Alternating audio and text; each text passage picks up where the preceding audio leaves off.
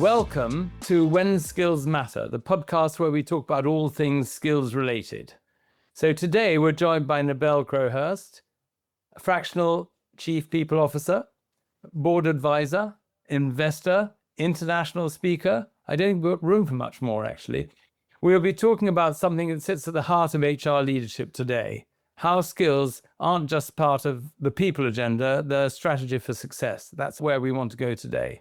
But Nebel, I think we last met on a webinar earlier in the year, and you've taken a slight turn in your career since then. Do you want to tell us what you're up to? Yes, thanks, Robin. It's lovely to be back with you. We had a discussion earlier in the year all about AI and the impact on business, the topic that is a constant right now. So yeah, since then, I have made a bit of a change. So after many years, indeed a few decades, working full-time in corporate life, I've now moved into this fractional space, which is a little bit new and different, especially in our HR world. I think there's a good awareness and plenty of people working in that kind of consulting capacity, which is fantastic and well needed for organisations.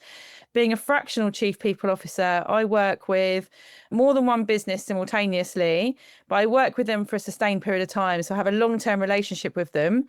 I just don't necessarily work with them as my sole employer. I work with a few businesses and work to help them grow, for them to be able to achieve their strategic ambitions. Generally smaller organisations that have got a high growth trajectory, and working with the leadership teams and the CEOs, building out their strategy and then indeed the people strategy that sits behind it. So a different kind of life for me in the last month or so after having a really lovely summer off work, which I've never done before. Fantastic. Isn't that quite difficult, juggling different companies in your new role? Yes, well, I'm still learning. I'm sure anybody that's worked in a slightly different way to only being with one business will have lots of tips for me to be able to make sure I have the kind of working practices and discipline that I need. There will be a bit of a juggling act for me to make sure I'm dedicating the time I commit to each business. But also, it's a real joy to feel like you're adding value to more than one organisation and more than one community of people in a business. And you're bringing lots of experience to, as you say, small to medium-sized organizations as well, which they couldn't necessarily afford.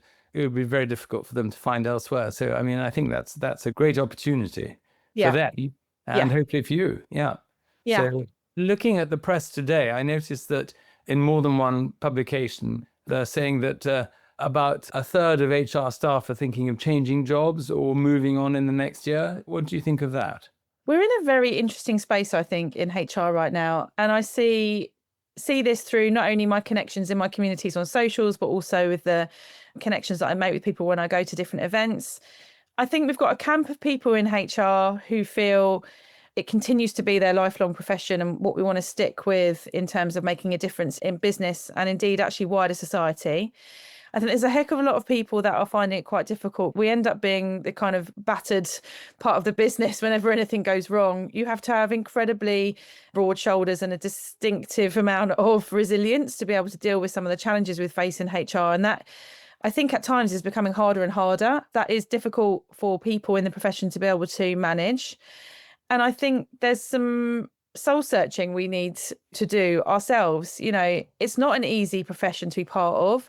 You've got to feel incredibly passionately about why we do what we do and the impact that we have. And it doesn't entirely surprise me that people are choosing to step away, although it saddens me because organisations are clearly not seeing the level of value HR brings to the business. And so I think it's important that we continue to highlight where we do add value, the difference that we make in order to get the support in return that we need to be able to do a good job. Yeah. It's so difficult, but it's so much more cost effective if you have a good retention policy and you look after your staff. With that in mind, what do you think are the most critical skills organizations need now if they want to succeed in this changing environment? Yeah, the changing environment continues to be the thing that impacts most businesses, and it's going to continue in that way. The world isn't going to slow down or stop. In fact, it's going to get faster.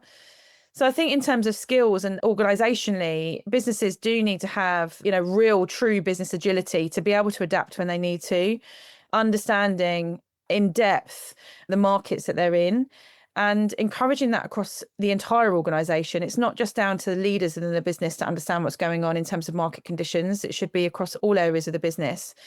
And with that knowledge, I think then you can work differently with how you adapt and what that business agility looks like and where you utilize the skills that you've got in your organizations to be able to transfer and adapt skills cross-functionally, to focus on things that may happen that mean there's a difference in prioritization or a new project. And essentially thinking about how they retain the great people that they've got through their business growth. So I think business agility and understanding of how to transfer skills across business and true market knowledge depth is really, really important. And do you find that actually in your new role that you're getting involved in the strategic decisions of the organization very early on? Yeah, I think this is also where one of the challenges lies in the HR space, where you'll often have the conversation in which a HR person feels they're not involved in those strategic conversations. They don't have the voice that they feel they should have.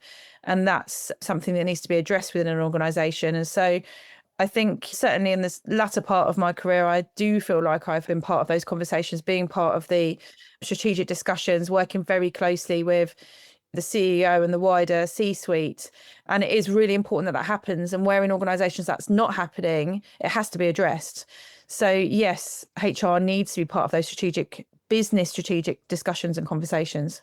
And in terms of perspective, do you think that HR leaders see skills as just a training component or as a strategic business strategy? I would like to think people see it as a strategic lever, and it certainly should be. I think if we don't consider our strategy around the skills that we've got within organizations, we will lose talent. We won't attract great new people to the business. And in fact, we could, as an organization, become irrelevant. So, the skills piece and this market knowledge and understanding, to me, go hand in hand, because unless an organization is continuing to innovate and iterate in what they do, whatever market or industry they're in, it's very easy, because of the pace of change and the trajectory and speed of new technologies coming in, that organizations can become irrelevant in their market. And it's the skills and talent that you've got within that organization and the ability to adapt that enables you to avoid that irrelevance.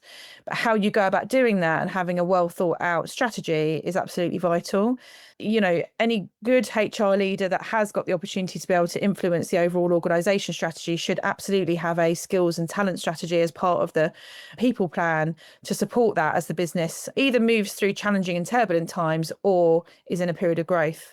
In your role, as you're coming in, how can you sort of coax people into seeing that that's what they've got to do?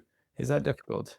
It's not necessarily easy, but you've certainly got to have those conversations. Just because something's difficult, we can't hide away from it. No. In any circumstance, like I've said, either whether you're in an organization that's going through a challenging, turbulent period or whether you're trying to grow, there's a lens in which you need to be looking at your strategic workforce planning overall. So what are the skills that you need for the future?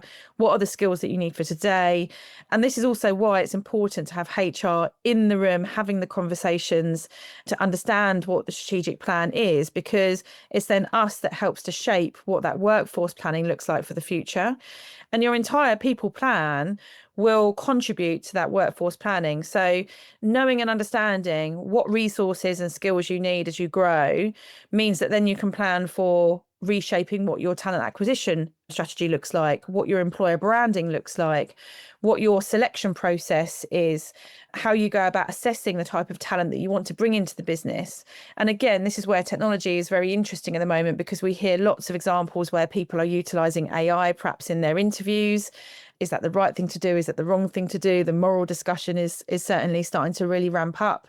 Indeed, how do we use technology to sift through applications? So all of those different components that form your overall people strategic view, and indeed then the entire employee life cycle, contribute then to ensuring that the organisation has got the skills and talent it needs to achieve its goals. So everything is interlinked with one another, which is why, as I say, it's so important to have those conversations that HR are involved from the very beginning, not as a kind of secondary thought. If there's a strategic decision being made, having HR in the room up front is far more useful, because we're not left on the back foot having to then try and scrabble around, work out what on earth's going on and put a plan together. We should be part of those conversations. And, fortunately for me or otherwise, the kind of roles that I'm now working in lends itself to that. That's the whole purpose of me joining the organisation in a fractional capacity. I'm not there to do the kind of day-to-day of HR. I'm there to support those strategic conversations and help guide and steer the senior leadership team and bring that strategic HR perspective as part of the discussion and the planning. Sounds great. Amazing. And as you were saying, you're referring to AI. Do you come across in these companies that you're now starting to talk to? Do you find that they're using AI? Yes, a lot, a lot. Who isn't? Yeah, no, well, but they might not be using it in the right way. Yeah.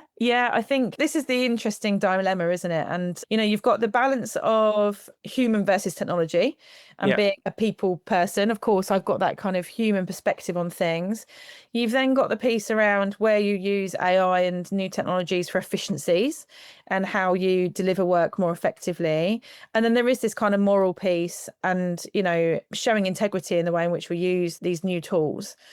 So certainly from an efficiencies point of view, I've always been a supporter of technology being an enabler and driving efficiency. This is not new to me. The conversations that we're having around AI is just, this is an evolution.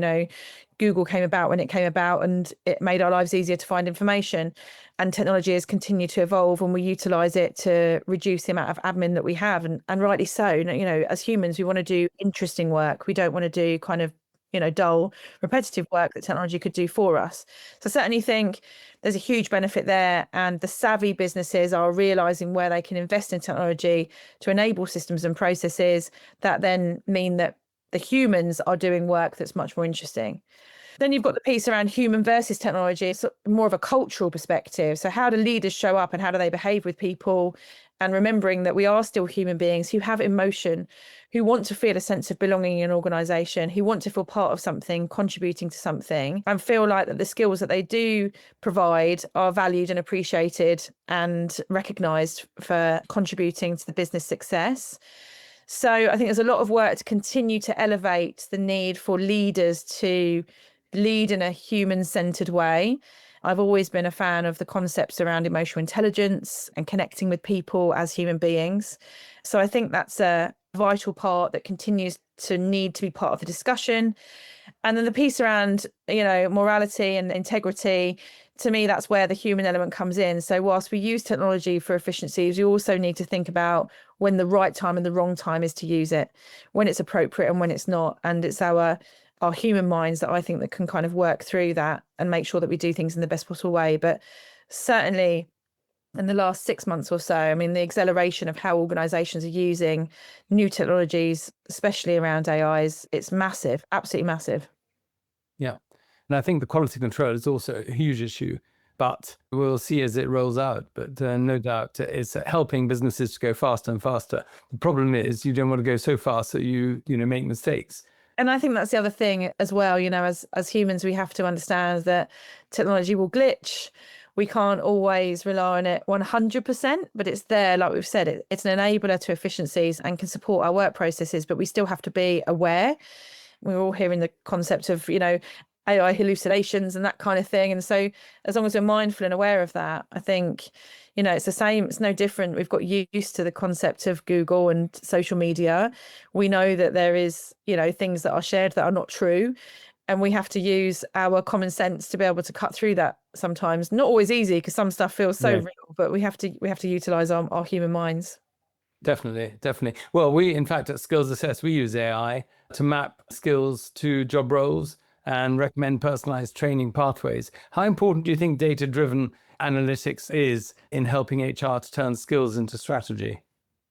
I'm a kind of supporter of the concept of evidence-based practice and using data. I think it's really important. So for everything I've just said there about, coming at things first from a human perspective, there is also then the need to overlay that with data. So certainly from my point of view, at any stage that I am at a starting point of designing or creating a people strategy to support an organisational strategy, the start is absolutely around data. So everything you're designing and creating should be formed from a source of data, whether that is anecdotal or numbers driven, either or. That quantitative and qualitative blend is actually really powerful, but making sure that you've got data and insights to truly understand where you're at right now then being clear on where you want to get to. And those baseline data points are what you can use to track as you progress. So I think with pretty much most decisions, it's a balance between, yes, an element of intuition, but then using the evidence-based practice principles to be able to then also make good decisions around what you prioritize and where you invest. Sometimes in our world in HR, we try and be all things to all people. And as much as we'd love to be, it's simply not possible. So by prioritizing effectively and using data to do that, and then communicating with your organization around why you're doing what you're doing and which things you're prioritizing, it makes sense to people. But it also helps with how you invest in your people and the conversations that you often need to have with either your CFO or your CEO around the investments that you make in developing skills and growing people in terms of their career pathways.